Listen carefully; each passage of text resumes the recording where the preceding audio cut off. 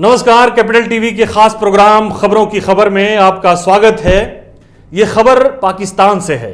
पाकिस्तान के एक अखबार ने ये खुलासा किया है कि पाकिस्तान को जो 13 पॉइंट्स जो हैं एक्शन प्लान FATF ने जो दिए थे वो क्या हैं। कुछ दिन पहले एक और पाकिस्तानी अखबार ने खुलासा किया था कि पाकिस्तान को और भी बहुत सारी शर्तों को पूरा करना होगा। FATF के ग्रे लिस्ट से बाहर निकलने के लिए पाकिस्तान को और भी बहुत सारे जो उसके जो 27 पॉइंट एक्शन प्लान जो थे उसके अलावा एक्स्ट्रा शर्तें जो है पाकिस्तान के ऊपर लागू कर दी गई थी। ये पाकिस्तान के एक अखबार ने ये खबर दी थी। पाकिस्तान बड़ी कोशिश कर रहा है, जिद्दोजहद कर रहा है FATF की ग्रे लिस्टिंग से बाहर निकल आने की। ये पूरी दुनिया को मालूम है कि पाकिस्तान की इस वक्त आर्थिक हालत बहुत ख़राब है, बहुत ही खस्ता है। उसको अंतर्राष्ट्रीय मुद्रा कोष से, IMF से लोन चाहिए, कर्ज चाहिए, बेल आउट पैकेज चाहिए। उस पैकेज के लिए उसको FATF की ग्रे लिस्टिंग से बाहर निकल। इसके अलावा दूसरे अन्य देश भी हैं कि जो पाकिस्तान को कर्ज देना चाहते हैं या और भी दूसरी वित्तीय संस्थाएं हैं जिनसे पाकिस्तान को आशा है कि वो उसको कर्ज देंगे। वो सारे कर्ज FATF की ग्रे लिस्टिंग के ऊपर डिपेंडेंट हैं। पाकिस्तान को पिछले जो प्लेनरी बैठक हुई थी FATF की पेरिस में, उसमें फरवरी में हुई थी इस वर्ष, उसमें जो है पाकिस्तान को ग्रे लिस्ट में रखने का फैसला लिया गया था, ये कहते हुए कि पाकिस्तान ने जो 27 एक्शन पॉइंट जो थे उसमें से 14 के ऊपर पाकिस्तान ने पूरी तरह से कार्रवाई की थी और जो 13 पॉइंट जो थे उसके ऊपर पाकिस्तान ने आंशिक ढंग से कार्रवाई की थी। उस पर भी पूरी कार्रवाई करने की जरूरत है।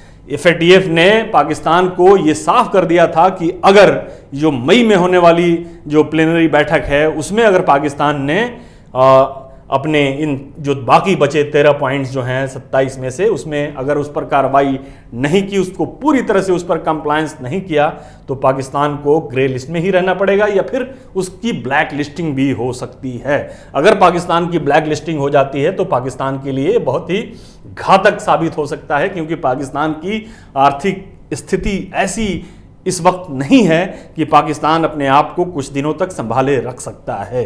इसलिए पाकिस्तान के लिए बहुत ही क्रूशियल है। अभी ये मार्च का महीना है, फरवरी में पाकिस्तान को ये कहा गया था कि वो मई तक इन तमाम बिंदुओं के ऊपर जो 13 पॉइंट जो दिए गए थे उसके ऊपर पाकिस्तान को कार्रवाई करनी है। अगर नहीं किया तो उसका खामियाजा पाकिस्तान को भुगतना पड़ सकता है। और इसके अलावा जो वर्किंग ग्रुप की मीटिंग है वो अप्रैल में होने वाली है, मिड अप्रैल में, जिसमें पाकिस्तान को अब इस जो 13 पॉइंट का जो एजेंडा जो दिया गया उसको कार्रवाई करने के लिए उसके ऊपर पाकिस्तान को अपनी कार्रवाई करते हुए दिखानी है। प्रोग्रेस रिपोर्ट दिखाना है कि पाकिस्तान ने कितना प्रोग्रेस किया। ये अप्रैल में, मिड अप्रैल में होने वाली बैठक में पाकिस्तान को दिखा देना है। अब जाहिर है कि पाकिस्तान के लिए एक बड़ी चुनौती है, पाकिस्तान को ये दिखाने के लिए बड़ी चुनौती है कि पाकिस्तान जो है वो किस तरह से इन जो बिंदुओं के ऊपर FATF ने जो उसके अमल दरामद करने के लिए जो कहा है उस पर किस तरह से काम कर रहा है और कितना काम कर रहा है। तो हम एक नज़र देखते हैं कि ये 13 पॉइंट जो हैं, जो अखबार का दावा है कि उसको पहली बार मिले हैं, वो क्या हैं। जो सबसे पहली शर्त है पाकिस्तान के सामने वो ये है कि पाकिस्तान को ये दिखाना है कि वो आतंकवाद के खिलाफ कार्रवाई कर रहा है, यानी आतंकवाद के खिलाफ जो फंडिंग हो रही है उस फंडिंग को रोकने के लिए पाकिस्तान एक विजिबली उस पर कार्रवाई कर रहा है, जो दिख रहा है पूरी दुनिया को। ये पाकिस्तान को दिखाना पड़ेगा। दूसरा, पाकिस्तान को अपने जो वित्तीय संस्था हैं जो इन सब सारी चीज़ों को, वित्त पोषण को, और वित्तीय संस्थाएं हैं जो इन सब सारी चीज़ों की निगरानी करती हैं, उसके ऊपर भी पाकिस्तान को ध्यान रखना पड़ेगा। उसको दिखाना पड़ेगा कि ये सारी संस्थाएं जो है वित्त निगरानी को बहुत अच्छे ढंग से, व्यवस्थित ढंग से इसको कर रही हैं। तीसरा जो है, एक बड़ा आतंकवाद के वित्त पोषण का एक बहुत बड़ा जरिया है, ये इसके तार पूरी दुनिया में फैले हुए हैं। ये है इल्लीगल मनी ट्रांसफर, यानी जैसे आप हुंडी और दूसरे हवाला के कारोबार के तहत पैसा आना, उस हवाला के कारोबार में पाकिस्तान जो है वो गले तक डूबा हुआ है। पाकिस्तान जो हवाला का कारोबार होता है उसमें पाकिस्तान का शहर कराची, उसमें एक बड़ा डॉन जो है बैठा हुआ है दाऊद इब्राहिम के थ्रू ये हवाला का रैकेट पूरे सब कॉन्टिनेंट में, खासतौर पर भारत में जो होता है वो हवाला के जरिए होता है। इसके अलावा जो मिडिल ईस्ट से जो पैसे आते हैं, जो आम लोगों के भी पैसे होते हैं, उसमें हुंडी का कारोबार जो है एक बड़ा कारोबार है। इसके ऊपर भी FATF की नज़र है। पाकिस्तान को ये कहा गया है कि आप इस हवाला और FATF के जो हुंडी का जो रैकेट है इसके ऊपर पूरी तरह से आप नियंत्रण लगाइए और नियंत्रण लगाते हुए दिखाइए कि आपने क्या क्या कार्रवाइयां की हैं हुंडी और हवाला का रैकेट के कारोबार को रोकने के लिए। ये आपका तीसरा पॉइंट है। चौथा पॉइंट है कि कैश कुरियर जो हैं, कैश कुरियर के ऊपर जो है रोक लगाना। कैश कुरियर यानी कैश लेके कोई एक देश से दूसरे देश जाता है, दूसरे देश से तीसरे जाता है, उसके ऊपर रोक लगाने की बात की है। पांचवा जो है, पाकिस्तान के जो प्रतिबंधित संगठन हैं जिसको अंतर्राष्ट्रीय समुदाय ने पाकिस्तान को उसकी सूची दे रखी है कि इन किन संगठनों ने पाकिस्तान के बाहर जाकर इन्होंने कुछ ऐसे काम किए हैं कि जहां पे उन्होंने वहां के लोगों को परेशान किया है या वहां पे आतंकी कार्रवाइयां की हैं, आतंकी कार्रवाइयों को अंजाम दिया है भारत में या भारत के बाहर भी, अफगानिस्तान में और दूसरे देशों में जो पाकिस्तान का जो ये संगठन है उसकी लिस्ट जो है पाकिस्तान को प्रोवाइड की गई है। और ये दिखाया गया है कि ये पाकिस्तान से कहा गया है कि आप इन संगठनों और व्यक्तियों के ऊपर ऐसी कार्रवाई कीजिए जो तार्किक लगे। ऐसा नहीं हो कि लीपापोती करके आपने दे दिया और ये मान लिया गया कि हाँ ये कार्रवाई हो गई और पाकिस्तान जो है इसे निजात पा जाएगा। आपको तार्किक ढंग से इसको समझाना पड़ेगा, बताना पड़ेगा कि आपने हाँ इसके ऊपर कार्रवाई की है।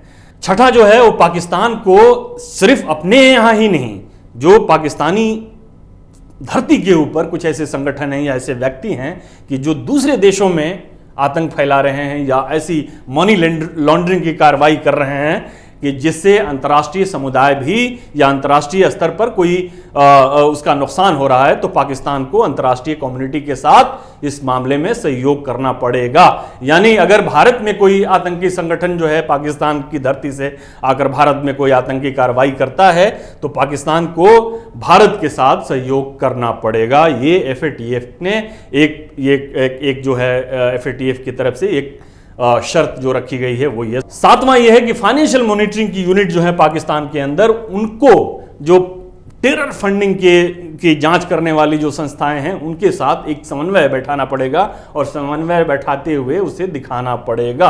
आठवां जो है, पाकिस्तान के धरती के ऊपर या पाकिस्तानी कोई नागरिक है या पाकिस्तान की धरती के ऊपर कोई गैर कानूनी काम हो रहा है या आतंकी कार्रवाई हो रही है, मनी लॉन्ड्रिंग की कार्रवाई हो रही है, तो ऐसे व्यक्तियों के खिलाफ पाकिस्तान में कानूनी कार्रवाई उसको करनी पड़ेगी, संस्थाओं के खिलाफ भी और व्यक्तियों के खिलाफ भी। नौवां जो है वो ऐसे लोगों को जो इस तरह की कार्रवाइयों में लिप्त हैं उनको सजा मिलती हुई दिखानी पड़ेगी। जैसे पाकिस्तान ने पिछली बार ये दिखाया था कि हाफिज सईद को कुल 2 मामलों में सजा हुई थी और अलग अलग मामलों में 5-5 साल की सजा उसको सुनाई गई थी। तो इस तरह से उसको सजा होते हुए दिखाना पड़ेगा पाकिस्तान को। और इसके अलावा जो प्रतिबंधित संगठन हैं उनकी संपत्ति को, प्रॉपर्टी को जब्त होते हुए भी दिखाना पड़ेगा। ऐसा नहीं है कि आप जो है हवा में बात कर लिए, जैसे पिछली बार भी पाकिस्तान ने एक दिखावा करने की कोशिश की थी कि जो जमात उद दावा और हाफिज सईद के कुछ एक शैडो संगठन जो उसने बना रखे थे, उसमें उन लोगों ने बैनामा वगैरह का बेनामी संपत्ति जो जमा कर रखी थी उसके ऊपर पाकिस्तान ने कुछ कार्रवाई की थी, जो सिर्फ एक आई वॉश था, जो FATF की ब्लैक लिस्टिंग से बचने के लिए। 11 जो है ये बहुत दिलचस्प है। पाकिस्तान में जो मदरसे हैं खासतौर पर अफगानिस्तान बॉर्डर के ऊपर, वो मदरसे जो हैं वो इसलिए बनाए गए थे कि ताकि अफगानिस्तान में जो सोवियत यूनियन के खिलाफ जो जंग चल रही थी, जो एक रेसिस्टेंट मूवमेंट चल रहा था अफगानिस्तान का, वो उस मदरसों से मुजाहिद तैयार किए जाते थे। ये जनरल ज़ियाउल हक के टाइम में ये मदरसे बनाए गए थे। अब उन मदरसों का इस्तेमाल दूसरी तरह से हो रहा है, यानी अमेरिकी फौजों के खिलाफ हमले के लिए उन मदरसों का इस्तेमाल हो रहा है और साथ में भारत के खिलाफ भी आतंकी कार्रवाइयों के लिए उन मदरसों का इस्तेमाल हो रहा है। तो ये एक बड़ी दिलचस्प शर्त है जो रखी गई है FATF की तरफ से, वो ये है कि इन मदरसों को जिन मदरसों की निशानदेही की गई है, जिनको चिन्हित किया गया है, इनको स्कूल में कन्वर्ट किया जाए। ये अब रिलीजियस सेमिनरी या मदरसा नहीं रहेंगे, बल्कि इनको स्कूल में कन्वर्ट किया जाए। ये पाकिस्तान से ये इसी समय जो है ये काम करने के लिए कहा गया है, अप्रैल तक इस मामले में प्रोग्रेस करते हुए उसे दिखाना पड़ेगा।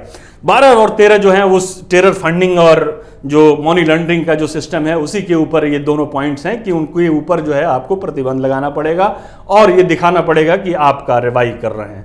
ये जो है कुल मिलाकर पाकिस्तान को करने के लिए कहा गया है FATF की तरफ से, जो 15 अप्रैल तक पाकिस्तान को करके दिखाना है, इसमें प्रोग्रेस करके दिखाना है। एक बड़ा ये पाकिस्तान के लिए एक बड़ा सेटबैक इसको माना जा रहा था कि पाकिस्तान ने बड़ी कोशिश की थी, खासतौर पर बीजिंग में जो वर्किंग ग्रुप की बैठक हुई थी FATF की, उसमें कोशिश की थी और पाकिस्तान को लगा था कि वो इस ब्लैक लिस्टिंग से, ये ग्रे लिस्टिंग से जो है FATF की बड़ी आसानी से बाहर निकल जाएगा। भारत को उस समय बड़ी मायूसी हुई थी कि ये तमाम सबूतों के बावजूद जो पाकिस्तान ने कोई कार्रवाई नहीं की, इसके बावजूद भी पाकिस्तान को ये FATF के ग्रे लिस्ट से बाहर करने का एक तरह से रास्ता जो है दे दिया गया बीजिंग में। लेकिन फिर बाद की जो चीज़ें हुई वो पाकिस्तान के लिए जो है काफ़ी शुभ नहीं रही। पाकिस्तान जो है वो ग्रे लिस्ट में ही बरकरार रहा।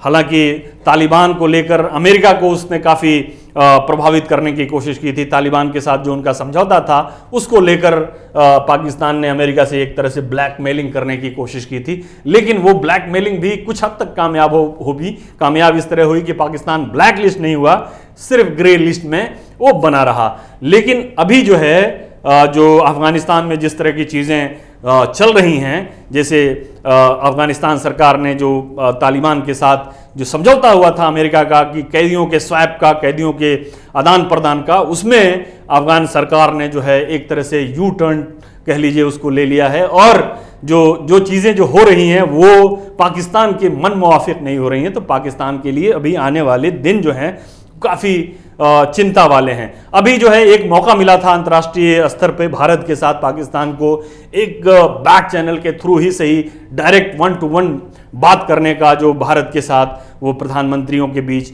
उसमें पाकिस्तान जो है वो पीछे रह गया और पाकिस्तान फिर जो है अपना पुराना राग कश्मीर के ऊपर आलाप दिया कि कश्मीर में भी जो पाबंदियां लगी हों, पाबंदियां सारी हटा ली जाएं। उसको पाकिस्तान जो है इस मौके को भी जो है वो गंवा दिया।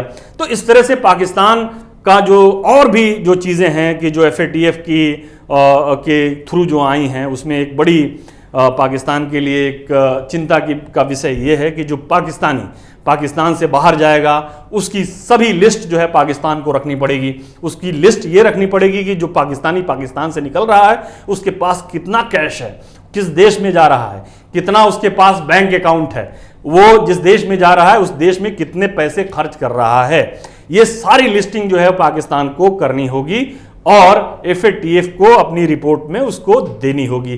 तो ये बहुत सारी चीज़ें जो है वो पाकिस्तान को अभी भी चिंता में डाले हुई हैं। पाकिस्तान का जो की इकोनॉमी है वो काफ़ी खस्ता हालत में है, ये सब जानते हैं।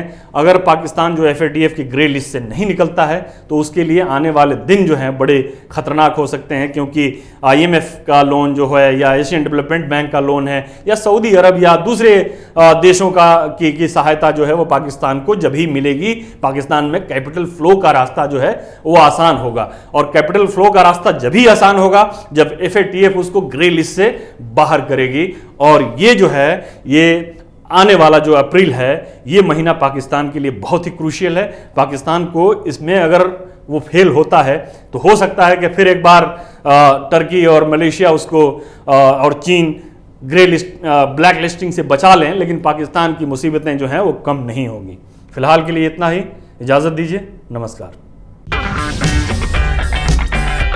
अगर आपको हमारा वीडियो पसंद आया हो तो इसे लाइक करें, हमारे चैनल को सब्सक्राइब करें और हाँ, बेल आइकन दबाना ना भूलें ताकि आप तक हमारे वीडियो की नोटिफिकेशन पहुंचती रहे। आप अपना सुझाव हमें कमेंट बॉक्स में दे सकते हैं। हमारे साथ जुड़ने के लिए शुक्रिया।